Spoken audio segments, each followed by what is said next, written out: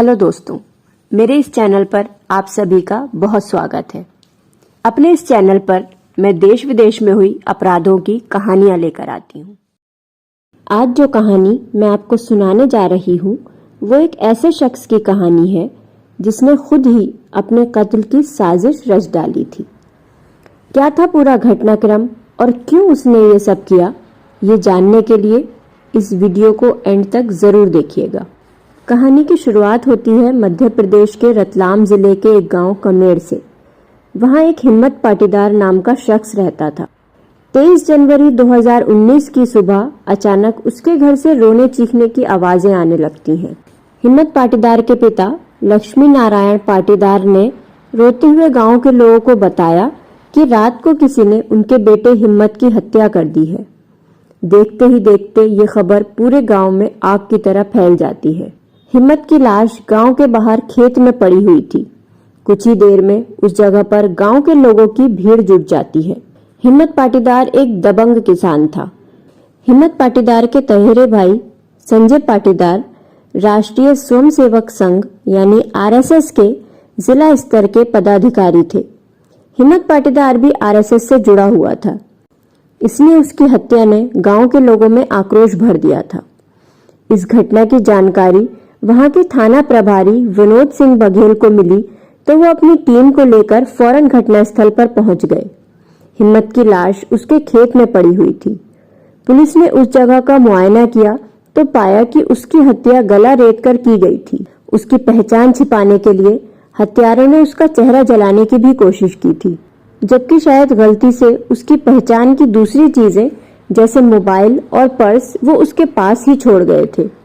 उसकी जैकेट और पैंट की चेन खुली हुई थी। उसकी पॉकेट डायरी में फोटो और दूसरे कागजात रखे मिले। थाना प्रभारी ने ये जानकारी अपने उच्चाधिकारियों को दे दी। कुछ ही देर में additional SP Pradeep Sharma, SDPO Mansingh Chauhan भी घटनास्थल पर पहुंच चुके थे। दोनों अधिकारियों ने भी घटनास्थल का मुआयना किया, मगर उन्हें ये देखकर बहुत हैरानी हुई कि जब हत्यारों ने मृतक की पहचान छिपाने के लिए उसके चेहरे को जलाया था तो उसकी पहचान की दूसरी चीजें वहां क्यों छोड़ दी। मौके पर एक उच्च अधिकारी अतुल मित्तल को भी बुला लिया गया। उन्होंने घटनास्थल से सबूत जुटाए। इसी दौरान एसपी गौरव तिवारी भी घटनास्थल पर पहुंच गए। मौके पर मुआयना करने के बाद एसपी गौरव तिवारी ने आईजी राकेश गुप्ता को स्थिति से अवगत कराया। इसके बाद हिम्मत पाटीदार के शव को पोस्टमार्टम के लिए भेज दिया गया।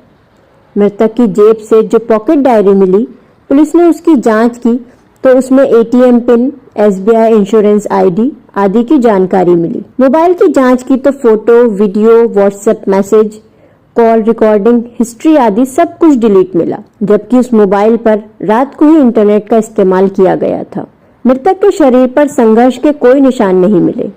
एक चश्मदीद ने पुलिस को बताया कि हिम्मत रात को खेत पर आया तो था, लेकिन उसने पंप चालू नहीं किया था। ये सारी बातें पुलिस के दिमाग में शक पैदा करने के लिए काफी थी।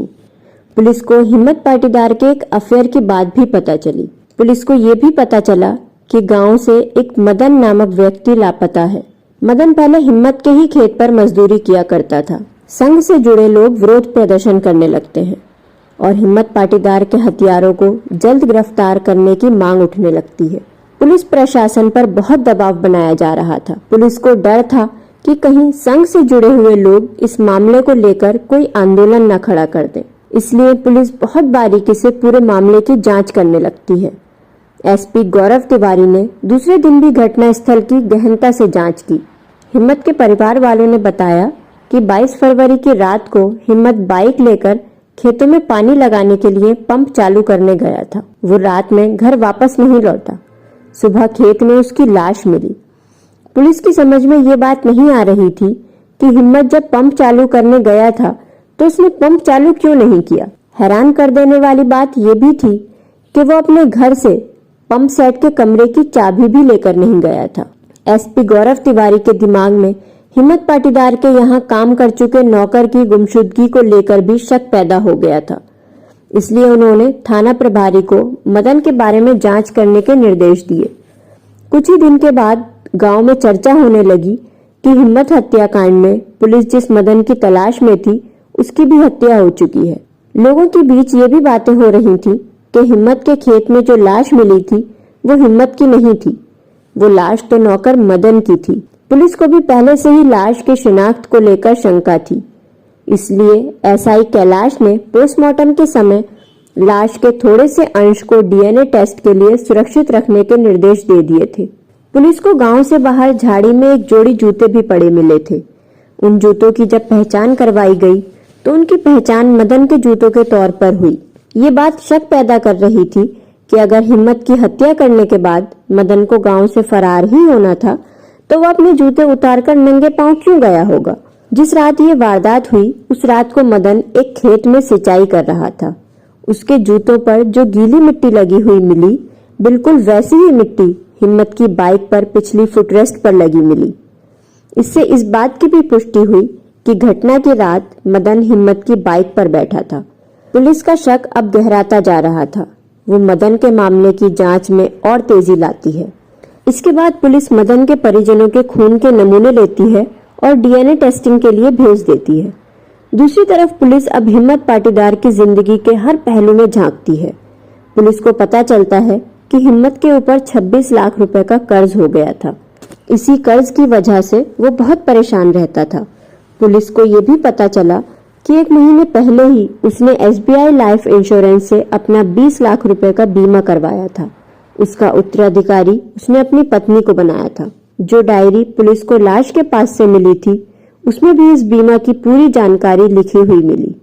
अब पुलिस को यह भी शक होने लगता है कि शायद हिम्मत ने ही अपने कदकाठी के मदन की हत्या करके खुद को मरा हुआ साबित करने की कोशिश की है, ताकि उसकी मौत के बाद उसकी पत्नी को बीमा की सारी राशि मिल जाए।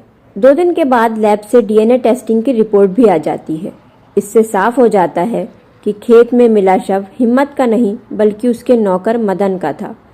इस रिपोर्ट को देखने के बाद पुलिस टीम गांव पहुंचती है और हिम्मत के घर वालों से अस्थि कलश लेकर मदन के परिजनों को दिलवाती है।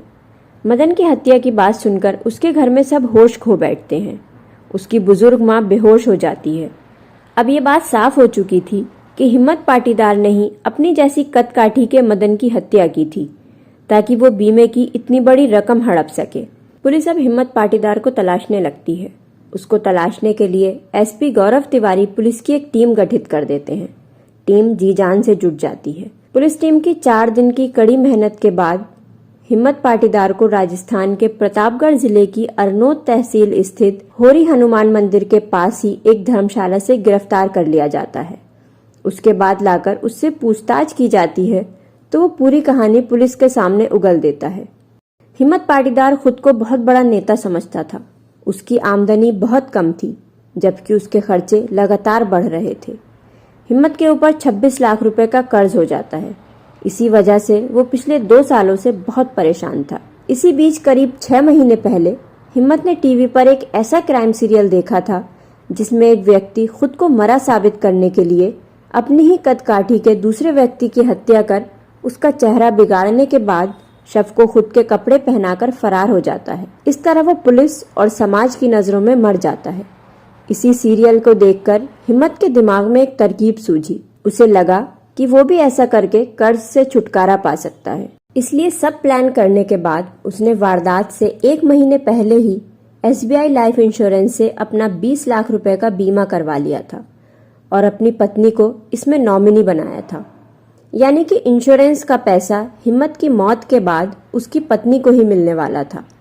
इसके बाद उसने एक डायरी बनाई और उसमें बीमा से जुड़ी हुई सारी बातें लिख दी, ताकि सारा काम हो जाने के बाद उसकी पत्नी और परिवार वाले उस डायरी में लिखी जानकारी की मदद से आसानी से उसके मरने का लाभ उठा सके। अब हिम्मत एक ऐसी व्यक्ति की तलाश में जुट जाता है जिसकी कदकाठी उससे मिलती जुलती हो, ताकि अपनी जगह वो उसकी हत्या कर सके। इसके लिए वो गांव में ही एक कल्लू नाम के व्यक्ति का चयन करता है। फिर वो उससे दोस्ती बढ़ा लेता है। वो अक्सर उसे पार्टी करने के लिए रात के वक्त अपने खेत पर बुलाने लगता है। लेकिन हिम्मत को एक बात खटकती है। उसमें और कल्लू में एक अंतर था। वो अपने बाल छोटे रखता था, जबकि कल्लू के बाल काफी बड़े थे। हिम्मत ने कोशिश करके कल्लू के बाल कटवाकर बिल्कुल अपनी तरह के करा दिए। सारी प्लानिंग करने के बाद 22 जनवरी की रात को वो कल्लू का कत्ल करने की ठान लेता है। खेत की सिंचाई करने की बात कहकर वो रात में 1 बजे बाइक लेकर निकल जाता है।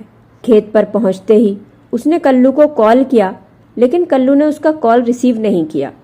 इस काम के लिए हिम्मत ने कल्लू के अलावा अपने पुराने नौकर मदन का भी दूसरे नंबर पर चयन कर रखा था, क्योंकि मदन की कदकाठी भी बिल्कुल हिम्मत की तरह थी। मदन उन दिनों दूसरे किसान के खेत पर काम करने लगा था। वो बहुत साधारण सा व्यक्ति था और अपने पास मोबाइल फोन भी नहीं रखता था, लेकिन हिम्मत के सर पर उस दिन शैतान सवार था। वो बाइक लेकर मदन को लेने खुद ही उसके खेत पर पहुंच जाता है। वो मदन को बहलाता फुसलाता है और मदन को अपने खेत पर चलने के लिए तैयार कर लेता है। खेत पर आकर मौका मिलते ही हिम्मत तलवार से मदन की गर्दन पर जोर से वार कर देता है। मदन वहीं ढेर हो जाता है। उसके बाद हिम्मत मदन का चेहरा जलाता है ताकि उसको कोई पहचान न सके। फिर वो उस शव को अपने कपड़े जूते पहना देता है। इसके बाद अपनी पहचान के जरूरी कागजात उस लाश की जेब में डालकर वो वहां से फरार हो जाता है। हिम्मत ने पूरी प्लानिंग कर रखी थी कि पत्नी को बीमे की रकम मिलने के बाद वो उसे लेकर अपने रिश्तेदारों और जानने वालों से कहीं दूर जाकर बस जाएगा, लेकिन पुलिस टीम की होशियारी ने हिम्मत पाटीदार की सारी प्लानिंग पर पानी फेर दिया। दोस्तों, आपको हमारी आज की कहानी कैसी लगी हमें कमेंट सेक्शन में ज़रूर बताइएगा। मिलते हैं एक नई कहानी के साथ। तब तक के लिए अपना ख्याल रखिए। धन्यवाद।